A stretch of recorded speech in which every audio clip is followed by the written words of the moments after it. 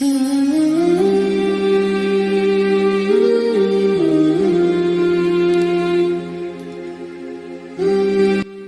علیکم ورحمۃ اللہ وبرکاتہ۔ دوستو، اپنے رب سے مانگو، اپنے رب پر یقین رکھو۔ زیادہ سوچنا انسان کو ختم کر دیتا ہے، بس دعائیں کرو اور سب کچھ اپنے رب العالمین پر چھوڑ دو، جو اتنی بڑی کائنات کو رنگوں سے بھر سکتا ہے۔ تو کیا اسے تم نظر نہیں آتے؟ کیا اسے تمہاری بے بسی نظر نہیں آتی؟ تمہیں کیوں ایسا لگتا ہے دوستو، تمہیں کیوں ایسا لگتا ہے کہ وہ تمہیں بے یار و مددگار چھوڑ دے گا؟ کیا وہ تمہاری زندگی کو ایسے ہی بے رنگ رہنے دے گا؟ بس اپنے رب العالمین پر یقین رکھو، بلکہ یقین کو کامل رکھو۔ انشاءاللہ تعالی وہ تمہاری زندگی بھی تمہارے پسندیدہ رنگوں سے بھر دے گا، وہ تمہاری ہر دعا پر کن فرما دے گا۔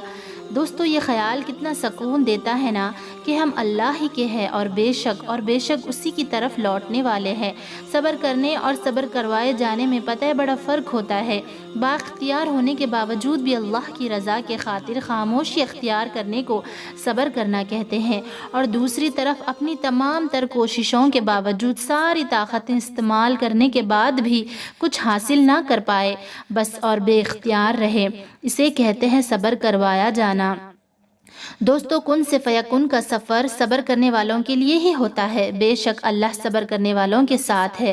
اللہ انہی لوگوں کا ساتھ دیتا ہے، انہی کی آزمائشوں کو ختم کر دیتا ہے جو اس کی حدوں کو پار نہیں کرتے۔ جو حدوں سے دور نکل جاتے ہیں نا، وہ انہیں دوست نہیں رکھتا۔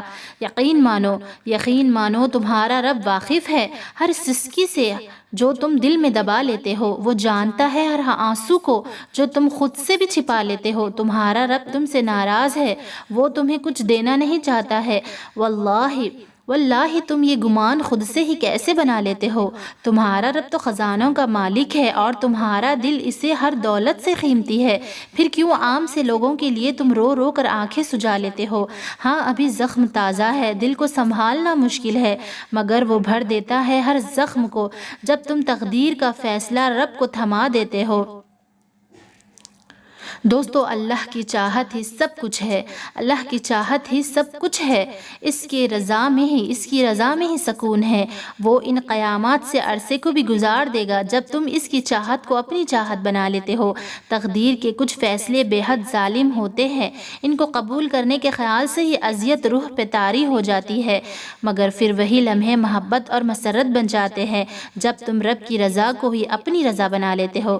کبھی تو یوں لگتا ہے کہ دنیا میں کوئی ہے ہی نہیں ہمارا، نہ کوئی دوست، نہ کوئی تسلی کا ذریعہ، مگر پھر وہ رب خود ہی اپنے بندے کے لیے تسلی بن جاتا ہے جب تم اسے اپنے سارے دکھ سنا دیتے ہو۔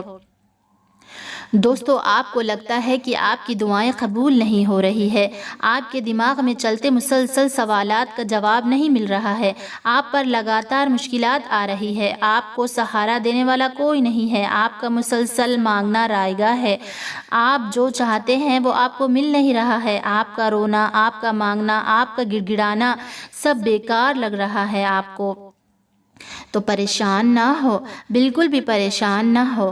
بھلا آپ کو کیسے معلوم ہوگا کہ جس چیز کی طلب آپ کو بے چین کر رہی ہے وہ آپ کو مل کیوں نہیں رہی ہے؟ آپ کیسے جان سکتے ہو کہ آپ کے رب تعالیٰ نے کیا اسکیم چلائی ہے آپ کی دعا کو آپ تک لانے کے لیے؟ آپ کو بھلے کیسے معلوم ہوگا کہ آپ کے رب نے وہ نعمت کس وقت کے لیے آپ کے لیے سنبھال کر رکھی ہے؟ دوستو، جانے کون سے ذریعے سے آپ تک آ جائے، کسی مدد کا اچانک سے مل جانا، اچانک سے کسی دعا کا قبول ہو جانا، اچانک سے کسی سوال کا جواب مل جانا، اچانک سے کسی مشکل کا حل ہو جانا، اچانک سے تمہاری مصیبتوں کا ٹل جانا، اچانک کچھ نہیں ہوتا ہے، بلکہ اللہ سبحانہ و تعالیٰ سے ہر دعا جس یقین سے مانگی جائے اتنی ہی جلدی آپ کا رب آپ کو عطا کرتا ہے۔ آپ کی تمام تر کوششوں کو پہنچا دیا جاتا ہے، کسی ایسے وقت پر آپ کو عطا کیا جاتا ہے جب آپ کو اس چیز کے ملنے کا بھی یقین نہیں ہوتا ہے، اور آپ کو اچانک عطا کر کے حیران کر دیا جاتا ہے، آپ کو مطمئن کر دیا جاتا ہے کہ آپ کا رب بہترین طریقے سے نوازنا چاہتا ہے، تمہارے گمان کے مطابق صحیح وقت پر تم تک پہنچا دیا جاتا ہے۔ یہی آپ کے عظیم الشان رب کی رحمت ہے۔ دوستو، کہہ دو سبحان اللہ۔ وہ ساری دعائیں جو تم نے اللہ سبحانہ و تعالیٰ سے کی ہے وہ بیکار نہیں ہوئی، وہ ان کی قبولیت تمہیں دے دی جائے گی۔ تمہارا مان اور محبت کے ساتھ دعائیں کبھی رد نہیں ہوتی، دعائیں کبھی ضائع نہیں ہوتی۔ اللہ کے در جو بھی ہاتھ پھیلا کے جاتے ہیں نا، وہ کبھی محروم نہیں رہتا ہے۔ تم اپنی دعاؤں کا فوری انتخاب چاہتے ہو، وہ انتخاب جو عارضی ہوتا ہے، مگر اللہ تمہاری دعاؤں کی قبولیت اپنے اختیار کے مطابق کرتا ہے۔ تم اپنے غم کی داستان رب کو سناتے ہو، مگر نتیجہ تمہارے مطابق نہیں ہوتا تو تمہیں لگتا ہے کہ تمہاری دعائیں سنی ہی نہیں گئی ہے۔ تمہاری ساری دعائیں سنی گئی ہے، اور سنی اس ذات نے ہے جو المسیح ہے، سب سنتا ہے، جو المجیب ہے، تمہاری تمام دعاؤں کو قبول بھی کرتا ہے اور بہت خوبصورتی سے تمہاری دعاؤں کے جوابات بھی دیتا ہے۔ اپنے یقین کو بڑھاؤ، ہر گزرتے دن کے ساتھ اپنے دل کو اپنے پیارے اللہ سبحانہ و تعالیٰ کی محبت سے روشن کر دو۔ دنیاوی سہاروں کی آس میں مت رہو، دنیا کو خوش کرنے کی کوشش میں مت پڑو، بلکہ اپنے اللہ کو اپنی بہترین کوشش دو۔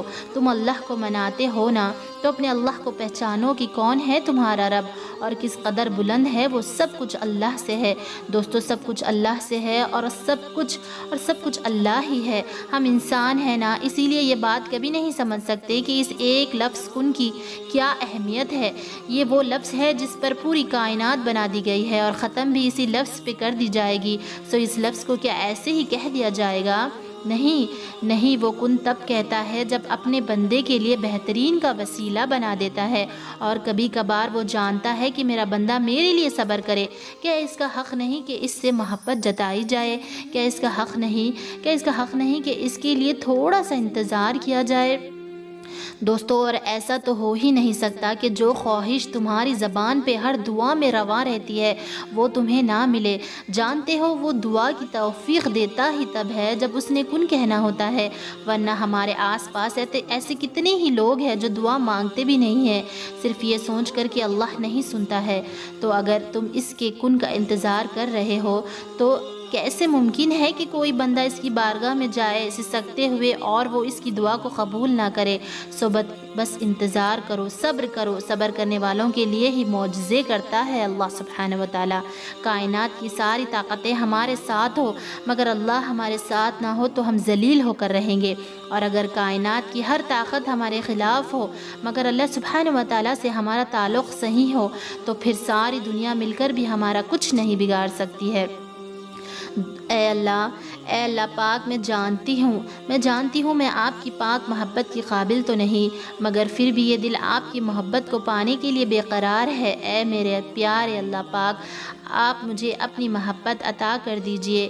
میں آج اتنی ٹھوکریں کھانے کے بعد بھی میں نہیں جان پائی کہ اللہ سے محبت کیسے کہتے ہیں، وہ کیسے کی جاتی ہے۔ نمازیں بھی پڑھتی ہوں میں، مگر پھر بھی اب تک میں اللہ تعالیٰ سے وہ محبت نہیں کر سکی جو کرنی چاہیے تھی۔